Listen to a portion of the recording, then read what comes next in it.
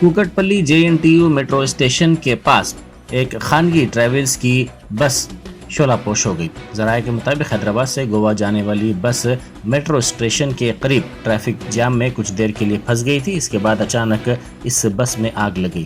اس واقعے کے وقت بس میں چند مسافرین سوار تھے، وہ آگ لگنے کی وجہ سے بس میں پھنس گئے تھے۔ پولیس اور فائر بریگیڈ کے عملے نے وہاں پہنچ کر مقامی افراد کی مدد سے چلتی بس کی کھڑکیاں توڑ کر انہیں باہر نکالنے میں کامیابی حاصل کی۔ آگ لگنے کے بعد کچھ ہی دیر میں پوری بس جل کر خاکستر ہو گئی۔ اس واقعے کے بعد اس مصروف ترین سڑک پر ٹریفک کے نظام میں خلل پڑا۔